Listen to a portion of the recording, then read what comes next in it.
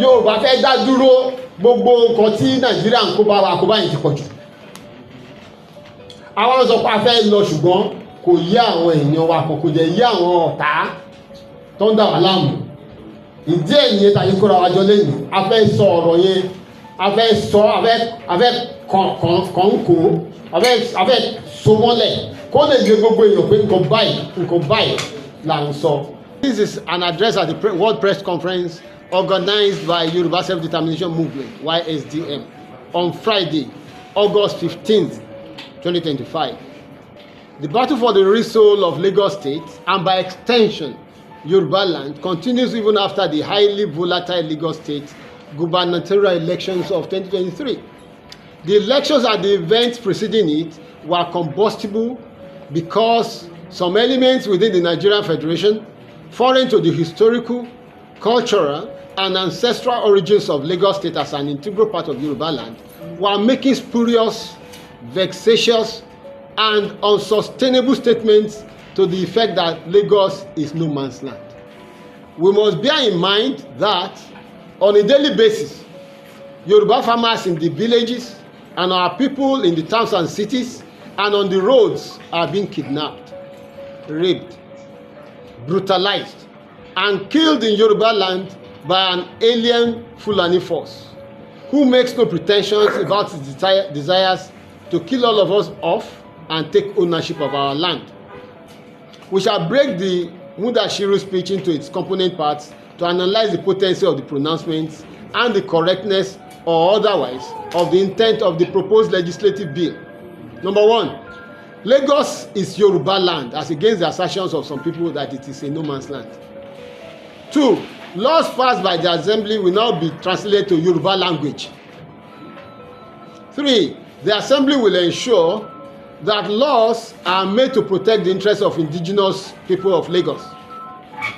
Four, lawmakers will reverse all that is reversible to protect the interests of the indigenous people of Lagos and employ all legislative instruments for the support of the indigenes of Lagos. There will be laws and resolutions in the areas of economy and commerce, property and titles, and we will reverse all that are reversible to protect the interests of the indigenes. No market in Lagos State and by extension in all parts of Yorubaland should be owned by or occupied 100% by one ethnic group. It becomes the breeding ground for anti-Yoruba sentiments that will not augur well for the state on the long run, as we are witnessing today. We propose in this regard that ownership or occupation by non-indigenes in any particular market should not exceed 40%. Land or property ownership should be strictly regulated to limit the 99-year certificate of occupancy or leasehold for non-indigenes to 20 years or less. A few weeks ago, news made the rounds that over 5,000 hectares of land in the Lekki area were sold to one Zenko property. 5,000 hectares. Kilowakuno. Zenko Properties is owned by one Cletus Oziezie Oragua from Upomba DK, Nnewi South local government area of Anambra State. His Anambra people will never sell 1 square meter of land to a Yoruba man. In another suspicious move, the Igbo community in Lagos is playing host in October to what is being hailed as the Igbo celebration of the century, a grand cultural and intellectual gathering aimed at honoring the 100 greatest Igbo personalities of all time. Why hold such a provocative event in Lagos? If the Igbo are so proud of their achievements, the most appropriate place for them to host such an event is somewhere in the Igbo heartland, in Anambra, Imo, Enugu, Ebonyi, Abia, or take it to Abuja because Lagos is no more the federal capital. The travails of Chief Sunday Adeyemo, otherwise known as Sunday Igboho, who has vigorously and selflessly campaigned against the killing, maiming, raping and kidnapping of Yoruba sons and daughters, must be revised by this government. The Directorate of State Security, DSS, illegally invaded his house, killed his people, incarcerated many of his relatives, and forced him into exile where he was imprisoned for months in deference to the government of Nigeria. His bank accounts have been frozen indefinitely, whereas no crime or allegation has been leveled against him. Chief Sunday Igboho must be set free and the toga of wanted placed on him removed. He has not been found guilty of stealing, robbery, kidnapping, or murder. Those foreign Fulani elements who daily commit this kind of atrocities on our land and on our people are walking freely on Nigerian streets and Nigerian roads today. But our own son, who is defending us, you are debarring him from entering Yorubaland or walking freely. Chief Adeyemo cannot move freely in Yorubaland, his fatherland. What a cruel irony. We implore the Nigerian government to free his assets, remove the lien on his bank accounts, and take his name out of the wanted list.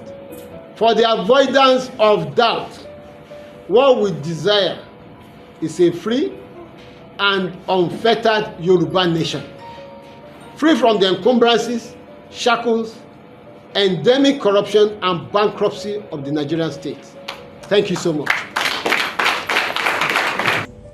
Ẹ jẹ́ kí n jẹ́ ká ẹ mọ̀, olórí àwọn Ìgbò fún rẹ̀ ló mọ̀ bọ́ta tí gbogbo ayé dẹ̀rẹ̀ kà. Only we don't sell our lands to strangers. Stranger to me, kò mean Yorùbá, kò mean Hausa. That is pé Anambra làwa àtàlẹ̀ fọmọ Imo tọ́tọ́jọ́ jẹ́ Igbo wọn ní talẹ̀ wọn fún o. A dẹ̀ ń sọ pé àwọn bàbá wa kí ni wọ́n ń pè kí lẹ̀ ń pè kéèyàn kó àlejò mọ́ra pé ni wọ́n fi kó bá wa èyí táwa tó wọ́n fi ń kó bára wa ń sìn kọ́ àbáwọn bàbá wa náà tó ń ṣe yẹn ni. Àwọn bàbá wa kọ́ náà ń ṣe o. Yorùbá dẹ̀ ní ọ̀dàlẹ̀ balẹ̀ kú ẹni tó dalẹ̀ aṣékíní balẹ̀ lọ. Ìjọba ni problem wa. Ìjọba ò ní problem wa.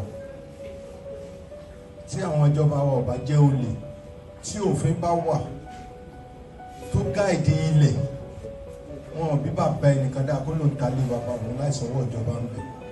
Ìgbà tí máa ń ti àlà máa bẹ̀rẹ̀ nílẹ̀ Yorùbá, Ọlọ́run ti kó àwọn ọmọ ogun 2000 jọ tí wọ́n bá àwọn ọmọ Yorùbá jà. Wọ́n sọ ń gbà yẹn, gọ́ọ̀mẹ̀ntì gbọ́, nípa gbé, TikTok gbé, gbogbo ẹ̀ gbé, wọ́n rò pé bóyá òun ṣeré yẹn. Wọ́n bẹ̀rẹ̀ fìtínà yìí lóòótọ́. Wọ́n bẹ̀rẹ̀ fìtínà yìí, wọ́n tún lọ kó àwọn tó wá láti ìgbé kankan, wọ́n tún kó wọn wá. Wọ́n tún bẹ̀rẹ̀ sí bá wọn jà. Wọ́n pa àwọn tó wà lóko. Kí ló jẹ́ kí Sunday lọ ìgangan? Pé ẹ má pa ìran mi, ẹ yé pa ìran mi. Nǹkan tó jẹ́ kí Sunday lọ ìgangan nìyẹn. Tó jẹ́ kó lọ sọ́jà àdán nìyẹn. Tó jẹ́ kó lọ káàkiri nìyẹn. Torí pé àwọn Fúlàní fi ẹran jókòó. Wọ́n pa àwọn obìnrin, wọ́n pa ọkùnrin, wọ́n pa ọmọdé, wọ́n pa àgbàlagbà, wọ́n tún rèpù àwọn obìnrin. Nǹkan tó jẹ́ kó dìde nìyẹn. Ṣé bí ìgbà tí gbogbo ẹ̀ ṣẹlẹ̀ tán pa ẹ̀gbọ́n ẹ̀, tán pa àdùnkàn, tán pa gbogbo wọn? Gọ́ọ̀mẹ̀ntì ò máa sọ pé àwọn gbọ́ bẹ́ẹ̀ torí pé ẹ má pa ìran mi. Bàbá Tinubu ó tún pàṣẹ òfin kan lẹ́nu ọjọ́ mẹ́ta pé àwa agitator, àwa tó jẹ́ self determination, pé tó bá ti rí wa tá bá ń ṣe rally ó ní kó fèsì wa. Ẹ dákun torí Ọlọ́run. Àwọn Fúlàní tí wọ́n ń da ẹran, tí wọ́n ń gbé AK-47 dání, tí wọ́n rìn tán yan fanda, tí wọ́n ya lọ sí baba ńlá, tí wọ́n pa àwọn tó wà baba ńlá, tí wọ́n lé wọn dànù nínú igbó wọn. Gbogbo kábíyèsí tó wà ní baba ńlá kò tọ́pọ̀ bí wọ́n kú kí wọ́n jókòó ní kábíyèsí baba ńlá àfi kábíyèsí. Mo ló ti já kábíyèsí, gbogbo wọn ti sá lọ. Ṣé bí gọ́ọ̀mẹ̀ntì wa ń gbọ́ngbà yẹn wọ́n mọ̀ wọ́n sì rí nǹkan tó ń ṣẹlẹ̀.